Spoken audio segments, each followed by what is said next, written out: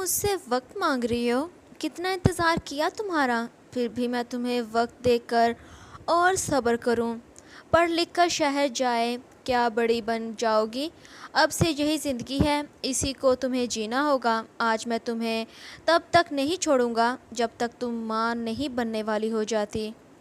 ऐसी दिलचस्प कहानियों के लिए फारिया एंड मनीषा नावल्स को लाजमी सब्सक्राइब करें। शुक्रिया। माँ, आप क्यों मेरी शादी करवाना चाहती हैं? जानती हैं ना, मुझे पढ़ लिख कर शहर जाए नौकरी करनी है, अपने घर वालों का सहारा बनना है, अमीर होना है ना कि दीदी के जैसे गरीब इंसान के साथ शादी किए बच्चे पैदा करने। प्लीज़ माँ, आप बाबा को समझाएं ना प्लीज़। महा महालक्ष्मी जो कब से अपनी माँ को समझाने की कोशिश कर रही थी, वो अभी सिर्फ 17 साल की थी और घर वाले उसकी शादी करवाए उसका बोझ अपने सर पर से उतारना चाहते थे। महालक्ष्मी बेंगलोर शहर से काफ़ी दूर एक छोटे से गांव में रहने वाली लड़की थी। उससे बड़ी उसकी एक बहन थी जिसकी शादी कर दी गई थी। वही महालक्ष्मी से एक छोटा भाई भी था जो पढ़ रहा था। लक्ष्मी के ख्वाब बहुत बड़े थे। वो सारी ज़िंदगी गरीबों जैसी ज़िंदगी को नहीं गुजारना चाहती थी, तभी वो शादी भी नहीं करना चाहती थी। बेटा, मैं कुछ भी नहीं कर सकती और तुमने जो ख्वाब भी पूरे करने हैं शादी के बाद कर लेना। तब कौन सा तुम्हें राविंदर रोक देगा? वो तो तुम्हें पसंद करता है, तभी तो खुद रिश्ता भेजा है तुम्हारे लिए उसने। चलो अब तैयार हो जाओ मेरी बच्ची, अपने वालिदैन की इज़्ज़त का मान रखो। माँ के पास और कोई चारा ही नहीं बचा था जो वो मना कर पाती। खामोशी से उसे शादी करनी ही पड़ी। रविंदर उससे 6 साल उम्र में बड़ा था। उसकी एक दुकान थी। उसके हालात भी माह के जैसे ही थे, यानी कि गरीब ही था वो। माह जो ये शादी नहीं करना चाहती थी, उसने यही सोचकर शादी कर ली कि वो पहले ही दिन रविंदर को साफ साफ बता देगी कि वो पढ़ना चाहती है। ये शादी फ़िलहाल वो नहीं निभा पाएगी। 2 कमरों के मकान में रविंदर उसे रुखसत किए ले आया। उनका कमरा सजाया हुआ था। महालक्ष्मी की सास उसे कमरे में ले जाए। तुम अब से इस घर की बहू हो। इस घर को और अपने शोहर को तुमने ही संभालना है। मेरा बेटा थोड़ी सी अजीब फितरत का मालिक है। मेरा मतलब कि उसे बीमारी है। अगर कोई उसकी बात मानने से इनकार कर दे तो गुस्से से वो पागल होने लगता है। मैं ये बात इस वजह से तुम्हें बता रही हूँ कि तुम बस प्यार मोहब्बत से उसे समझाने की कोशिश किया करना। अगर वैसे तुम उस पर गुस्सा या फिर उसकी बात मानने से इनकार कर दिया करोगी तो वो गुस्सा करने लगेगा। माँ की सास अच्छी थी, तभी वो पहले से ही उसे समझाने लगी। माह का दिल घबराने लगा था कि अब वो कैसे समझाएगी रविंदर को कि वो उस रिश्ते को फ़िलहाल नहीं निभा सकती। रविंदर कमरे में दाखिल हुआ, जिसे देख माह खड़ी हो गई। दरवाजे को लॉक किए वो पुरजोश अंदाज से मुस्कुराते हुए माह के करीब बढ़ता। क्या हुआ, तुम खड़ी क्यों हो? बैठो। वो काफ़ी खुश नज़र आ रहा था। नहीं, दरअसल मुझे आपसे कुछ बात करनी है। माह जो फिर भी प्यार से रविंदर को समझाना चाहती थी। आज कोई बात नहीं होगी। जानती हो, पहली मर्तबा तुम्हें स्कूल जाते देखा था मैंने, जब तुम अपनी दोस्त के साथ कुल्फ़ी खा रही थी। तुम्हारी खूबसूरती ने मुझे खुद का दीवाना कर दिया।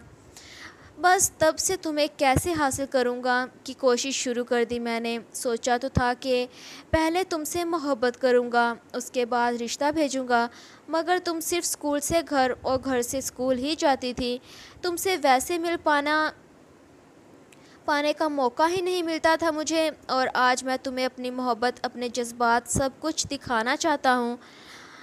अमल से रोइंदर जो माह को कांधों से पकड़े पीछे मौजूद बिस्तर पर बिठाता खुद अलमारी में से कुछ कपड़े निकालने लगा।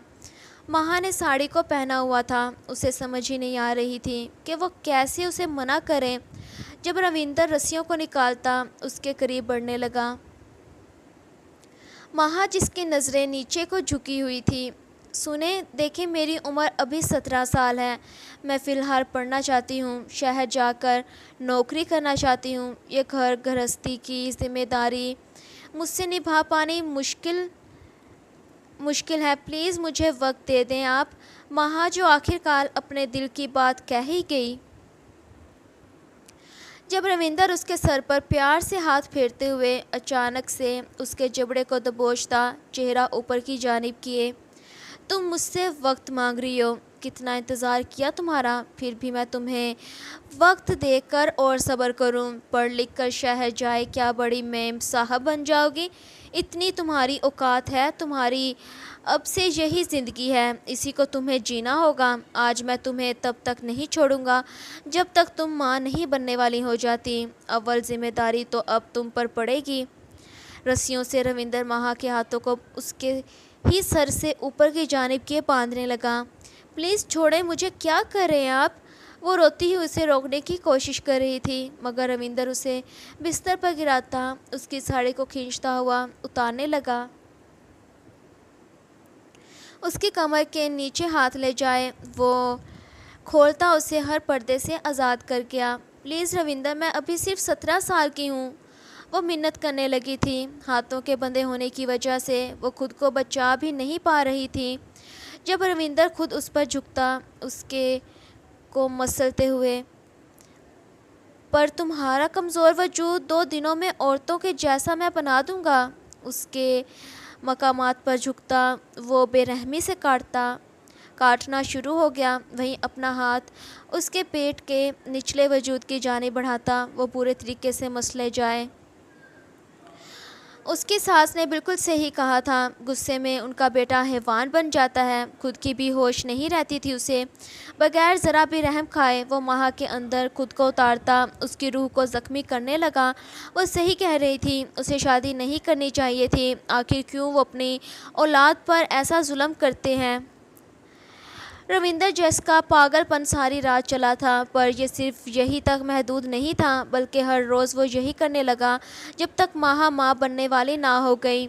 उसने यही सोच लिया था कि शायद अब से यही ज़िंदगी उसका मुकद्दर है। मगर जब महा के घर बच्ची पैदा हुई तो रविंदर का रवैया भी बदलने लगा। वो सही बिहेव करने लगा था। हर हफ्ते वो महा को बाहर घुमाने ले जाने लगा, उसके लिए तोहफे लाने लगा, और इसी बात का फ़ायदा माहा ने भी उठाया। वो अपनी बच्ची को स्कूल दाखिल करवाए, साथ खुद भी वही दाखिल हो गई। सबसे छुपकर उसने अपनी मैट्रिक के पेपर दिए। पर एक दिन रविंदर को पता चल गया कि माहा अभी भी पढ़ रही है। क्यों पढ़ रही हो तुम? क्या अब भी शहर जाने का इरादा है तुम्हारा? रविंदर जो माहा पर हाथ तक उठाने लगा, उसने इस दिन बहुत बेरहमी से माहा को मारा था, जिसके बाद वो मज़ीद बर्दाश्त नहीं कर सकी और अकेली पुलिस स्टेशन जाए रविंदर पर हाथ उठाने का मुकदमा दर्ज करवा दिया। रविंदर को जेल हो गई और खुद माहा खुद गर्जी दिखाती शहर के लिए निकल गई। वो सोच रही थी कि जब खुद वो शहर में सेट हो जाएगी, रहने का इंतज़ाम, नौकरी वगैरह मिल जाएगी, तब वो अपनी बच्ची को भी ले आएगी यहाँ पर। महालक्ष्मी ने बहुत सी जगह नौकरी के लिए अप्लाई किया, मगर फ़िलहाल कहीं पर भी उसे नौकरी नहीं मिल पा रही थी। उसकी उम्मीद और ख्वाब दोनों आहिस्ता आहिस्ता से टूटने लगे, पर अब वो वापस भी नहीं जा सकती थी। तभी कश्तियों को जलाकर ही तो यहाँ पर आई थी वो। तभी एक छोटी सी कंपनी जहाँ पर 3 से 4 लोग सिर्फ काम किया करते थे, उसके पास वो नौकरी मांगने चली गई।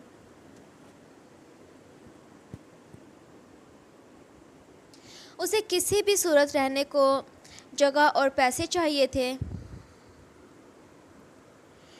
इस कंपनी को चलाने वाला शख्स खुद 27 साला लड़का था। महा ने उसे खुद की मजबूरी बताई कि उसे नौकरी की बहुत ज़रूरत है।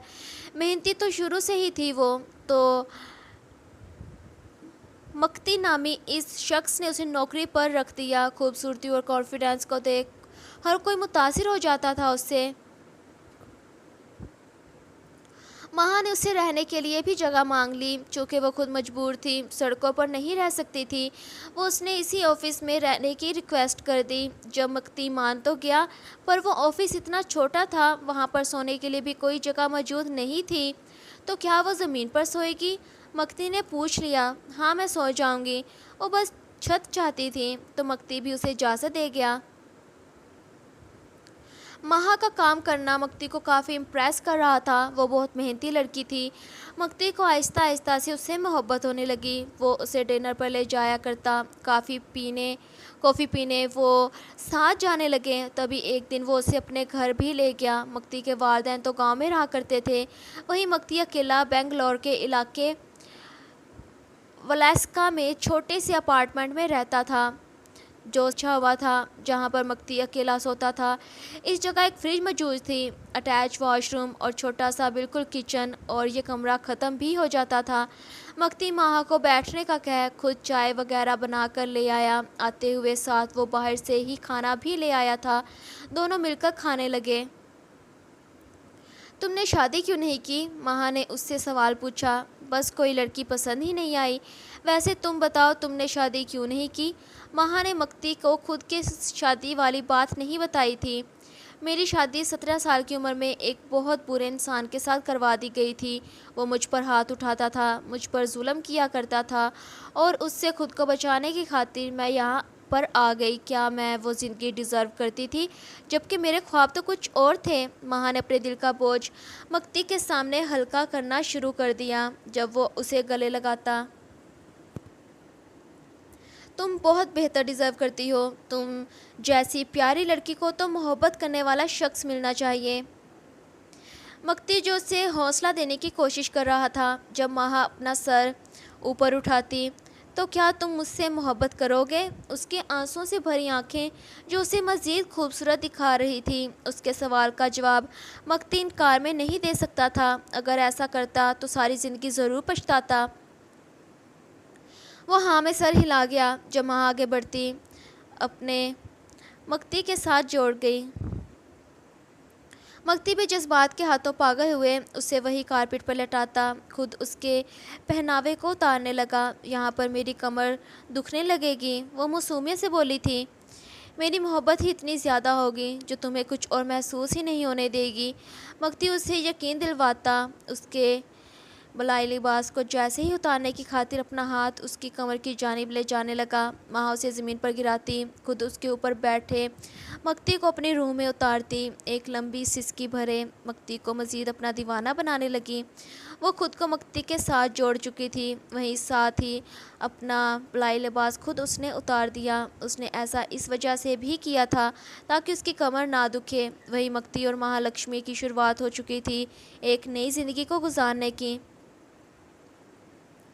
मक्ति के साथ वो इसी के अपार्टमेंट में रहने लगी। काफ़ी अरसे बाद उसने अपनी माँ और बहन के साथ रब्ता किया था। साथ पैसे भी उसने उन्हें भेजे, ये दिखाने के लिए कि वो शहर में बहुत खुश है और अपनी ज़िंदगी अपनी मर्ज़ी से गुजार रही है। महा से मिलने उसकी माँ और बहन यहाँ पर आए भी थे। उसने उन्हें मक्ति से नहीं मिलवाया था, बल्कि वो इस बात को छुपा गई और उन्हें यही बताया कि वो इस फ्लैट में अकेली रहती है। सब बिल्कुल सही चल रहा था। मक्ति को गांव में कुछ काम था, तभी वो महा को ही उस अपार्टमेंट की चाबी वगैरह दे गया। उसने उसे अपनी कंपनी की आधी पार्टनर बना लिया था। वहीं महा को बहुत से पैसे भी वो अब तक दे चुका था। वो शॉपिंग करती तो मक्ति के पैसों से, यहाँ तक कि उसका हर खर्चा मक्ति ही उठाने लगा था। एक शाम महा वापस घर लौटी, मगर उसके साथ एक लड़का भी था। वो उसे अपने अपार्टमेंट में ले गई। इस जगह का मालिक महा को किसी और के साथ ले जाते देख उसके अपार्टमेंट में पहुंचता, दरवाजे को नॉक कर गया। महा जो हंसती हुई इसी लड़की से बात कर रही थी, दरवाजे को खोल गई। क्या अब इस जगह आप रहती हैं? दरअसल फॉर्म आपको अब फिल करना होगा। अपने मुतल्लिक हमें बताएं, अपना शनाख्ती कार्ड जमा करवाएं और 2 नंबर हमें ऐसे लोगों के दें जो आपकी गैर मौजूदगी में हम उनसे रब्ता कर सकें। अच्छा ठीक है। महा जो उनके साथ चली गई, उसने अपनी माँ और बहन का ही नंबर दे दिया था। वो वापस अपने अपार्टमेंट में चली गई। हर रोज़ वो नए नए लड़कों को लाने लगी थी, यहाँ तक कि उनके साथ घूमना फिरना होने लगा था। महा की ख्वाहिशात कुछ ज़्यादा ही बढ़ने लगी थी। मक्ति एक माह बाद वापस लौटा था। जब उसे मालूम चला कि महा जो उसके साथ रहती है न जाने कितने ही लड़कों को अब तक यहाँ पर ला चुकी है, मक्ति को ये बात बर्दाश्त नहीं हो पा रही थी। पर बगैर सबूत के वो इतना बड़ा इल्ज़ाम महा पर लगा भी नहीं सकता था। तभी वो खुद सबूत ढूंढने लगा। मगर एक दिन महा ने उससे शादी करने की बात की कि वो उससे शादी करना चाहती है। चूँकि महा के खर्चे को उठाने वाला मक्ती था, वो उसकी ज़रूरत नए नए लड़के पूरी कर रहे थे और क्या चाहिए था उसे। मक्ती ने टाल मटोल किए मना कर दिया। जब पहली मर्तबा महा ने उस पर हाथ उठाया कि वो उसके साथ टाइम पास कर रहा था, मक्ती जो बिल्कुल खामोश रहा और उसका थप्पड़ बर्दाश्त कर गया। मगर महा को तो आदत ही पड़ गई थी हर बात पर मक्ती पर हाथ उठाने की। मक्ती से अब यह सब बर्दाश्त नहीं हो पा रहा था, वो पागल सा होने लगा था। एक दिन उसने अपनी आंखों से महा को किसी और के साथ जाते हुए देख लिया और इतना काफ़ी था इस रिश्ते को ख़त्म करने के लिए। रात के पहर फिर से महा ने उससे शादी करने की बात कही कि वो कब करेगा उससे शादी। चमकती गुस्से से उस पर चिल्ला उठा, तुम जैसी बदकिरदार लड़की जिसके एक वक्त में 10-10 लोगों के साथ ताल्लुकात हैं, मुझे ऐसी लड़की के साथ नहीं रहना। मैं तुम्हें छोड़ रहा हूँ, इस रिश्ते में अब नहीं रह सकती। तुम जैसी चाहो अपनी ज़िंदगी को गुजारो, बस मुझसे दोबारा मिलने का सोचना भी मत। मक्ती जो बात को ही ख़त्म किए जाना चाहता था, वरना जितना गुस्सा इस वक्त महालक्ष्मी के इस धोखे देने पर उसे आया हुआ था, वो उस पर हाथ भी उठा सकता था, मगर उसने ऐसा नहीं किया। वो वहाँ से जाने लगा। जब महा फिर से उसे थप्पड़ लगाती,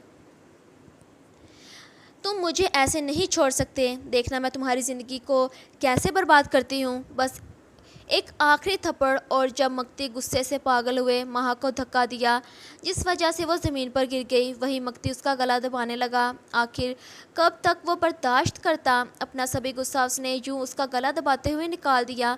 तब तक वो उसे दबाता रहा जब तक महा की गर्दन की हड्डी टूट नहीं गई। वो उसे छोड़वाने की कोशिश कर रही थी मगर नाकाम रही और अपनी जान से हाथ धो बैठी।